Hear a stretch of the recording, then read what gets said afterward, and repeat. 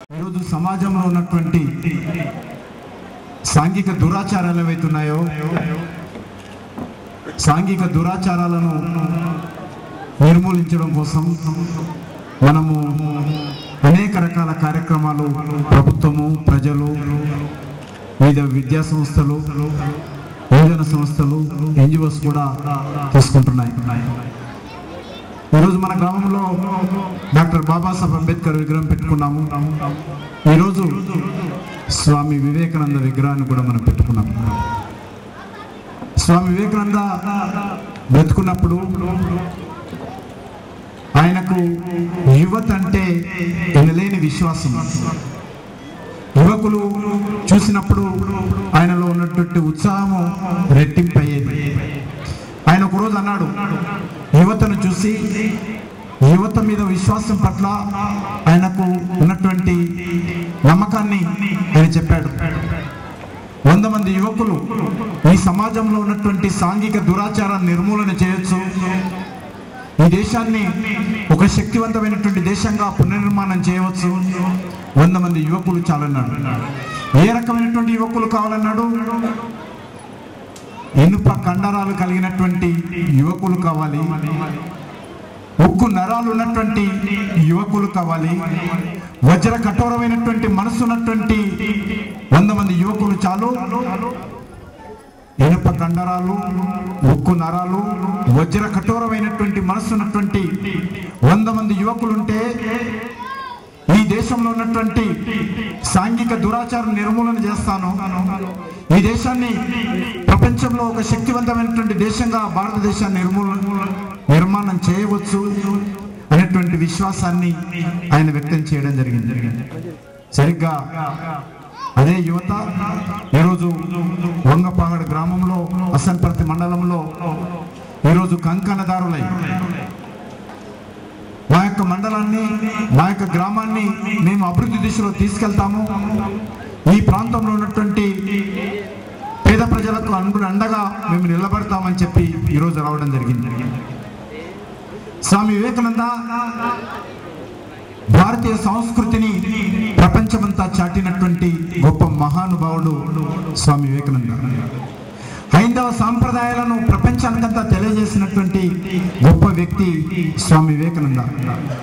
ప్రపంచంలో హిందూ మతం అన్నా, హైందవ సాంప్రదాయం అన్నా చాలా మందికి, చాలా దేశాలకు చిన్న చూపు ఉండేది. కానీ మరి 1893లో చికాగోలో ప్రపంచ దేశాల మత గురువులు, అన్ని మతాలకు సంబంధించిన వాళ్ళు, ప్రపంచంలో ఎన్ని మతాలు ఉన్నాయో అన్ని మతాలకు సంబంధించినటువంటి మత గురువుల యొక్క పెద్ద సభ అమెరికాలోని చికాగోలో జరిగింది. ఆ యొక్క చికాగో జరిగినటువంటి సదస్సుకు స్వామి వివేకానంద గారు కూడా ఎంతో కష్టపడి అనేక మంది యొక్క వ్యక్తుల దగ్గరికి వెళ్ళి, ఆ యొక్క అప్పుడు విమానాలు లేవు, షిప్లో వెళ్ళాలి. ఆయన షిప్లో వెళ్ళడం కోసం డబ్బులు ఖర్చు అవుతాయి. షిప్లో వెళ్ళాలంటే 2 నెలలు పడుతుంది. అయినప్పటికీ కూడా ఆయన అందరి దగ్గరికి వెళ్ళి డబ్బులు డొనేషన్ తీసుకొని, ఎందుకంటే ఆయన సన్యాసి, ఆయన దగ్గర ఏమి ఆదాయం లేదు, డబ్బు లేదు, సన్యాసం తీసుకున్నాడు. ఆయన రకంగా డబ్బులు కలెక్ట్ చేసుకొని షిప్లో చికాగో చేరుకున్న తర్వాత ఆ సదస్సు ప్రారంభానికంటే ముందు ఆయన లోపలికి రానివ్వలేదు. మాసిపోయినటువంటి బట్టలు, కాషాయం బట్టలు, ఒక సన్యాసి లాగా, మరి ఒక భారతీయ సన్యాసి ఈయనంటే మేమంతా సూటు, బూటు, కోటు, టై కట్టుకొని, మేము సెంటు కొట్టుకొని మేమందరము ఈ సభలో వస్తే మరి నెత్తికి ఆయిల్ కూడా లేదు, తలకు కాషాయ బట్టలు కట్టుకున్నాడు, ఒంటి నిండా కాషాయ బట్టలతో ఉన్నాడు, ఈయనేంటి మాతో సమానంగా వచ్చి కూర్చుంటాడా అని చెప్పి చాలాసేపు లోపలికి రానివ్వలేదు. చివరకు ఏదో రకంగా ఒప్పించి మెప్పించి లోపలికి వెళ్ళాడు. వెళ్ళిన తర్వాత ఆయన మాట్లాడడానికి కూడా అనుమతి ఇవ్వడానికి వెనుక ముందు వేశారు. ఒకసారి ఆయన మాట్లాడడానికి ఇక చివరగా నిర్ణయం అయిపోయిన తర్వాత మైకు ఆయన చేతికి వచ్చిన తర్వాత ఆ రోజు ఆయన వినిపించినటువంటి నాదము, ఆయన వినిపించినటువంటి సింహనాదము ప్రపంచ దేశాలకు సంబంధించినటువంటి మేమే గొప్ప వాళ్ళము, మాకు మించినటువంటి సాంప్రదాయం ఇంకొకరికి లేదు, అందరూ మా అడుగుజాడలో నడవాలి, మేమే గురువులము ప్రపంచానికి అనేటువంటి గర్వపడేటువంటి వాళ్ళు, అహంకార పూరితంగా ఉన్నటువంటి అనేక మంది మత గురువుల కళ్ళు బైర్లు కమ్మేగా ఆశ్చర్యపడేలా ఆయన మైక్ అందుకొని మాట్లాడుతుంటే ఒక్కొక్క మాట ఒక్కొక్క తూటలాగా ఆ యొక్క సన్యాసి అయినటువంటి స్వామి వివేకానంద భారతీయ సంస్కృతి గురించి, భారతీయ చరిత్ర గురించి, భారతీయ జీవన విధానం గురించి ఆయన ఉపన్యాసం చేస్తూ ఉంటే వాళ్ళలో ఉన్నటువంటి అహంకారము ఒక్కొక్క పదానికి, ఒక్కొక్క లైన్కు, ఒక్కొక్క మాటకు ఆ మత గురువుల్లో అహంకారము తగ్గి ఉపన్యాసం అయిపోయే లోపల ఏ మత గురువులు మేమే గొప్ప, ఈయనేంటి, ఇలా జాతి ఏంటి, ఈ భారతదేశం ఏంటి, ఈ భారతీయ జీవన విధానం ఏంటి, హైందవ మతం ఏంటి అనే అహంకారంతో ఉన్నటువంటి వాళ్ళందరూ కూడా ఏ ఒక్కరు కూడా కూర్చోలేదు. అందరూ లేచి నిలబడి స్వామి వివేకానంద ఉపన్యాసానికి ధన్యవాదాలు తెలియజేసే విధంగా కళ్ళు తెరిచి లేచి నిలబడి చప్పట్లు కొట్టినటువంటి,